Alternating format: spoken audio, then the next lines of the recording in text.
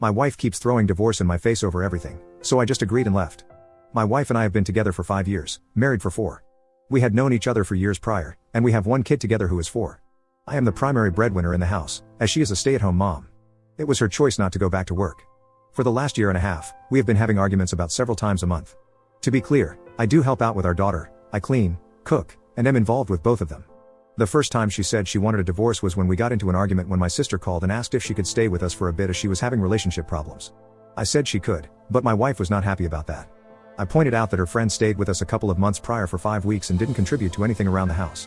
There was no discussion or anything. In my perspective, her friend just showed up one day. She was a stranger to both me and my daughter.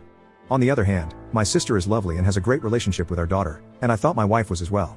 She ended up staying with us for a week, helping out around the house, cooking, cleaning, and watching our daughter when needed. I thought we both forgave each other and moved on. The fights are usually over something small, and most of the time are not started by me. I have suggested therapy and counseling, but she always said she never needed it. Well, I had it last night. She picked a fight, saying I was spending too much time at work, and that she feels abandoned.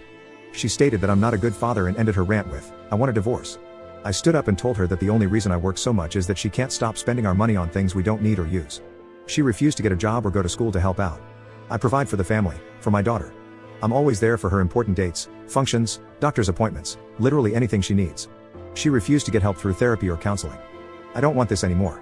I'll have my lawyer send her the papers when she writes them up. I gathered my daughter's things and left with her to my sister's. It has been 2 days, and she keeps calling and texting, saying she is sorry, didn't mean it, wants to go to counseling and therapy, needs me, misses me, etc. I don't know what to do. I love her. She is a good mother, but I can't do this anymore. Update 1. Hello all, unfortunately, this is not a sunshine and rainbows update. I want to point out some things that it seems were missed or looked over. I would do everything again if I had to, including taking my daughter. I have pushed my wife to go out, find a job, get a hobby, meet new friends, and do something, anything. I asked about seeing someone for help, but she would not listen or consider anything I have presented. She kept saying no, or she was not the problem. My daughter is my priority. I don't fight with my wife in front of her or around her. I grew up in a bad household and I have been in the position where my dad got angry at my mom left, and my dad took it out on me. I don't ever want that for her. I don't know what my wife was going to do that night. You can't force someone to get help, they have to want it, like actually want it. If you force someone, they will go through the motions just to make it look like they changed. I'm not blameless in this, but I can't raise my daughter with her thinking this is okay behavior or this is how relationships are supposed to be like. I decided when I was young that I would never be like my dad. So after I made my post, I had a lot to think about. I decided that I had to make sure she knew how serious I was. We sat down, and I flat out told her that I couldn't do this anymore. The fighting and threatening of divorce have to stop. She agreed and said she would not say it. I told her that the next time it was thrown out, it would be the last time. We agreed to go to couples therapy, and it was eye-opening. Things were said, feelings were brought up, and outside professional views helped us understand each other better. After a few sessions, I thought we were doing better. She started to apply herself more.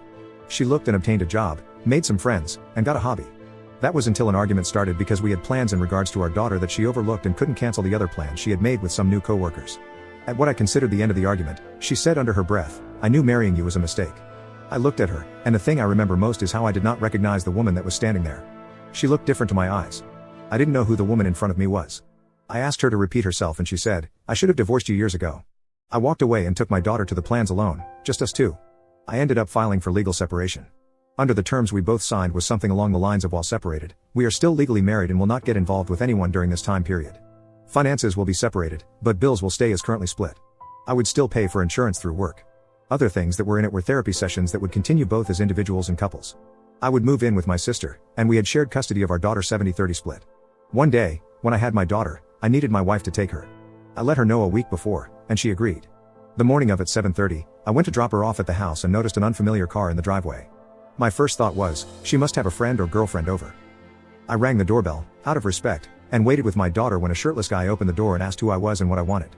I asked for my wife, he called her, and she came around the corner in a robe, her face going from curious, to shocked, to horrified, to sad. Needless to say, in 3 months' time when the legal separation ends, I'm filing for a decree of dissolution of marriage. My daughter is safe, she doesn't understand what's going on other than daddy and mommy are not happy with each other.